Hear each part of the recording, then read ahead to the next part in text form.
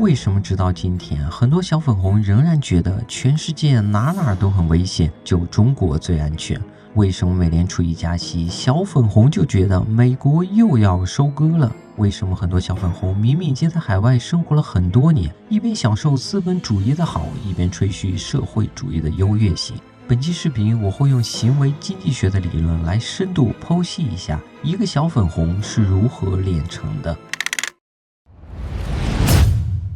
行为经济学一直是我最喜欢的经济学分支。在正式内容开始之前，我想先来介绍一下什么是行为经济学。其实经济学本身就是一门研究人的行为的学科，无论是研究微观经济学里的供给和需求，还是研究宏观经济学里的失业率和通胀，本质上都是研究一个人在不同的情况下会如何选择。然而传统的经济学里有一个缺陷，它通常会先假定人是理性的，然后再去做各种各样的推理。但显然绝大多数人都无法做到像经济学假设的那样绝对理性。比如著名的分蛋糕实验，实验每组有2个人和100块钱，第一个人负责决定这100块钱怎么分配，第二个人负责决定是否同意。如果同意的话，双方就可以按照这个方案拿到钱；如果不同意的话，2个人都1分钱也拿不到。如果按照理性人的假设，无论第一个人怎么分配，第二个人都应该同意，毕竟分的再少也比什么都没有强。但现实中第二个人往往会因为分配方案不公平而选择不同意。行为经济学则主要会研究一些普遍在人们身上出现的非理性特征，比如重视相对数量而非绝对数量，过度自信，对概率不敏感等等。这些特征会使经济学研究中的假设更贴近一个真实的人，所推导出的结果也自然更加准确。接下来我们就用行为经济学中所涉及到的非理性特征来剖析一下小粉红是如何一步步的形成一些偏见，并且对这些偏见根深蒂固，坚定不移，自信满满的。首先给大家看个没有声音的视频。注意，如果想对接下来的内容有一个切身的感受，一定要非常认真的把下面的视频看完。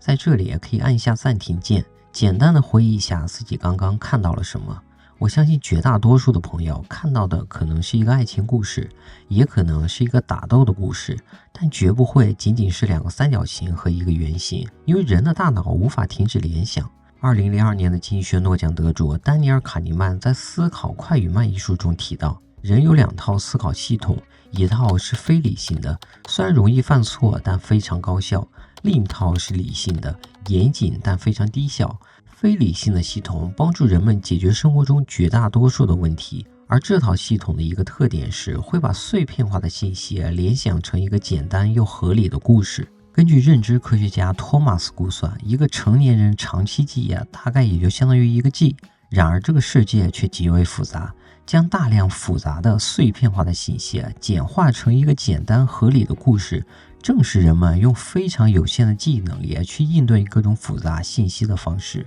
虽然这种方式会犯很多错误，但它会非常高效。比如小粉红在2022年看到美联储开始加息周期的时候，有2种处理方式。一种是结合宏观经济学、美联储的职责和上次大通胀的历史去全面的分析这个行为；另一种是把上述复杂的信息简化成一个看似合理的故事，比如邪恶的美国又在通过加息使美元回流美国，收割全世界。显然第二种方式对小粉红来说要轻松和高效很多。通过这种方法，小粉红可以快速地理解各种复杂的全球信息和经济问题，比如日本的核废水排放就是日本人想毒害全世界，中国经济不好都是被美国打压的。说完了小粉红会用一个简单的故事去理解复杂的事物，接下来就要讨论为什么他们对资本主义联想到的往往是负面的故事，对社会主义联想到的往往是正面的故事。尽管这跟每个中国人的现实感受都截然不同，有的小粉红一边想去跨国公司拿高薪，一边骂资本主义，一边找不到工作买不起房子，一边夸社会主义的优越性。很多人可能会想，这是因为洗脑写的太多了，但我们仍然要搞清楚为什么洗脑可以让人产生一些非常离谱的偏见。卡尼曼在《思考快与慢》一书中提到，人们会对不断重复的信息感到熟悉，从而认为它们是真实的。这个发现在商业广告中得到广泛的应用，比如当年爆火的脑白金一直在重复一句广告词：今年过节咱不收礼呀，不收礼呀，不收礼，不收礼呀，不收礼，收礼还收脑白金呢。脑白金年轻态健康品。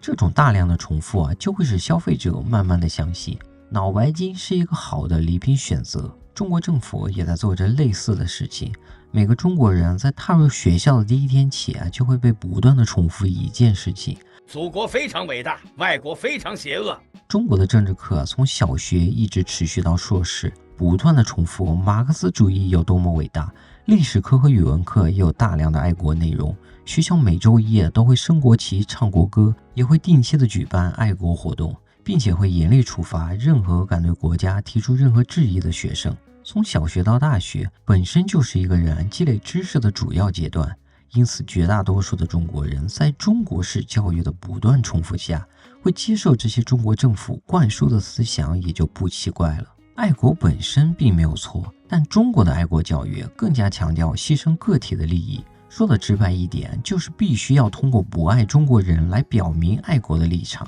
因此每当有中国人被迫害的新闻出现的时候，比如新疆的集中营和强迫劳动，小粉红的第一反应不是同情这些被迫害的同胞，而是义正言辞地说，这些都是谣言，不要给外国势力递刀子。然而洗脑教育只是第一步，中国还存在严格的信息管控，包含新闻管控、影视剧管控和网络信息管控等等，基本涵盖了一个普通人所有接触信息的渠道。具体来看，中国的信息管控主要包含2个方面，一个是删除中国的负面信息，一个是不断重复国外的负面信息。卡尼曼认为，人对具体的数字或概率并不敏感，通常人们是通过回忆一件事情的难易程度来判断这件事情发生的概率。比如你问一个人，美国是否是一个危险的国家，这个人往往会先尝试回忆美国发生了哪些危险的事件。如果可以轻松地回忆起很多相关的事件，那他就会觉得在美国出现危险的概率很高。这就是为什么信息管控会严重改变小粉红对世界的认知。由于几乎所有关于中国的负面信息都被全面删除，而其他国家的负面信息都被不断的在国内宣扬，所以很多小粉红普遍对国内发生的负面事件都一无所知，对美国或东南亚发生的负面事件耳熟能详，自然也会认为在中国出现危险的概率很低，而在其他国家出现危险的概率很高。我曾经问过很多身边的朋友知不知道白纸革命，结果是大部分人都不知道，可见信息管控的威力有多大。刚刚我分析了小粉红乃至大多数中国人是如何在洗脑教育和信息管控的背景下形成了很多错误的偏见。接下来是最后一部分，当小粉红形成对世界的偏见后，这些偏见会如何不断的自我强化，导致很多小粉红会油盐不进，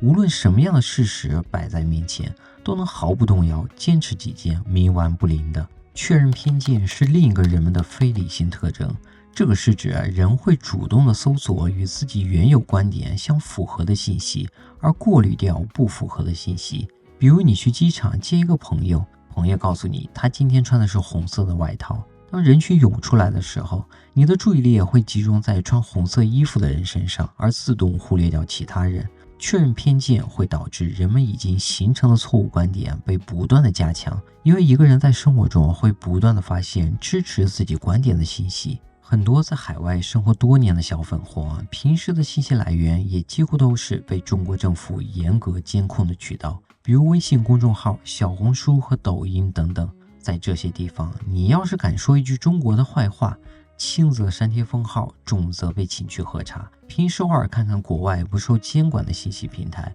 也会自动过滤掉任何与其观点相违背的信息。这就是为什么小粉红不分地点、不分国籍的原因。过度自信是另一个小粉红极其顽固的原因。在《知识的错觉》一书中提到了一个有趣的实验。参与实验的人会被问到一些简单的问题，比如自行车的工作原理，然后再给自己对答案的自信程度打一个分。在开始的时候，参与者通常对自己的答案自信程度比较高，但当他们被要求把自行车的工作原理给简单的画出来的时候，参与者对自信程度的打分就会大大降低。作者还提到一个打脸小粉红的小技巧，比如有小粉红对你说日本排放核废水就是向世界放毒，你就不断的向对方请教细节。那为什么日本人和全球绝大多数国家都不介意？为什么在早期中国的专家也认为核废水没有危害？为什么中国政府现在恢复对日本水产品的进口了？这种方式会严重打击小粉红对自己观点的自信程度。过度自信是人身上普遍存在的特征，小粉红当然也不例外，尤其是在言论管控的背景下，中国人在网络或生活中不管说什么，只要打上爱国的旗号，通常都会一呼百应，就算有人想反驳，大概率也不敢说话。这样的环境会让小粉红对自己的粉红观点越来越自信，也就会表现得越来越激烈。以上就是我通过行为经济学的视角所看到的一个小粉红是会一步步炼成的。其实上述所有关于人非理性的特征，在我们每个人身上多多少少都有存在。我做这期视频的主要目的，也是想通过小粉红这个大家比较熟悉的话题，来介绍一下行为经济学这门我非常喜欢的经济学分支。能看到这里的朋友都是铁粉，希望大家可以在评论区表达一下自己的观点。如果有很多人喜欢，我就会持续的做行为经济学系列的视频。好了，本期视频就到这里，喜欢的朋友请给一个关注、点赞加评论，谢谢大家，拜拜。